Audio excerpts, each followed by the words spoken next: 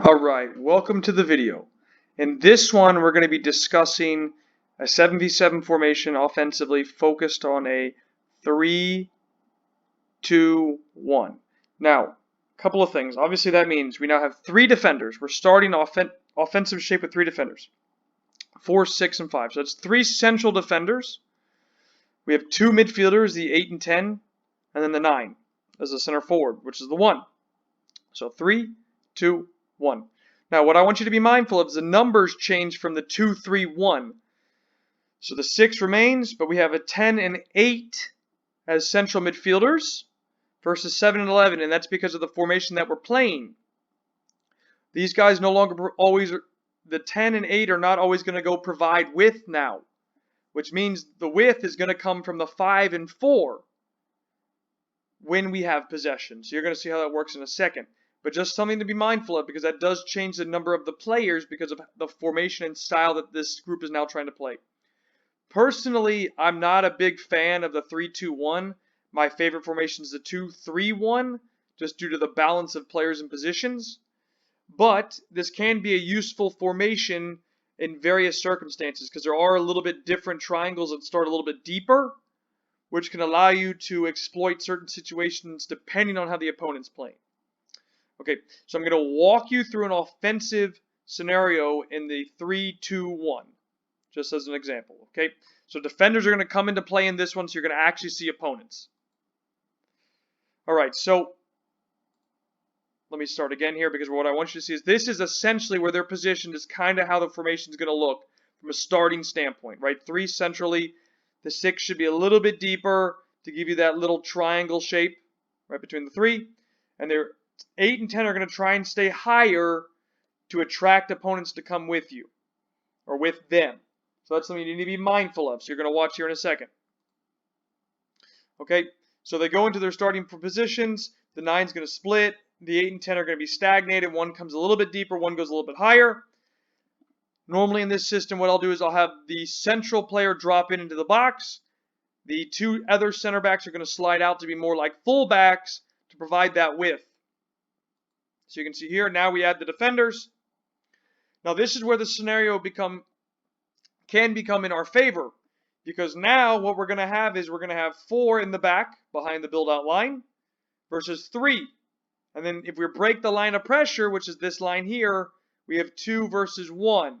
So that's why you need to have a staggered position between the 8 and the 10, so that way there's a pocket of space, and it's much harder for the opponent midfielder to mark 2 when they're on separate lines. So you can see here they're not in the same exact line, it's a separate.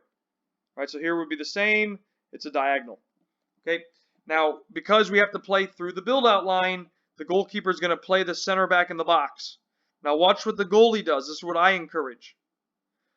The goalie plays, we see that the opponent's now going to pressure, the goalkeeper slides away from the goal to provide a passing option. So now it's really 4 versus 3. So you can see here, this is the scenario that I chose, of course. Okay, the goalkeeper slides out to provide an option that's going to attract the 7 to press here. This means there's a couple of options that this player now has. Hopefully they can skip straight into the center midfielder, the open one, because this 8's covering this one. If not, they can now skip.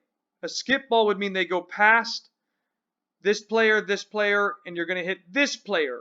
So they could skip it into this area here for the now center back to fly into.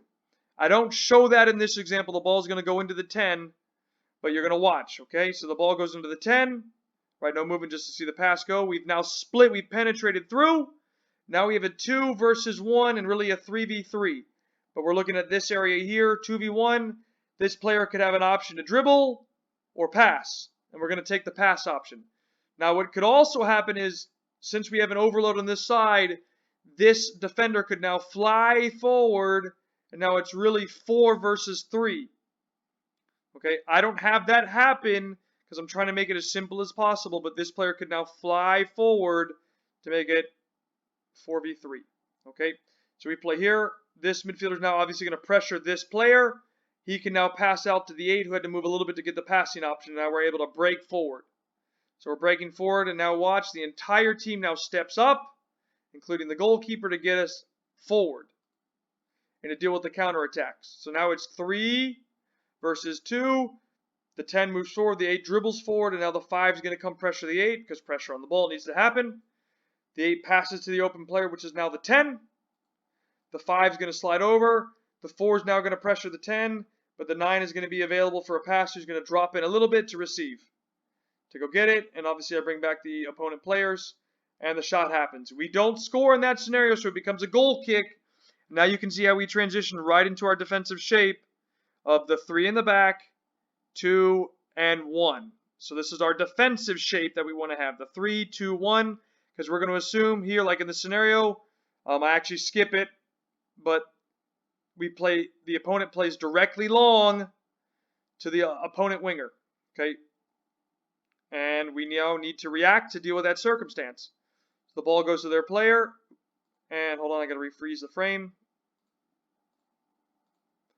The ball goes to their player, and now we're in a better position to deal with this scenario in the 3, 2, 1 defensive shape. Hopefully that makes sense. Hopefully you enjoyed the video of the 3-2-1 formation, and I look forward to seeing you in the next one.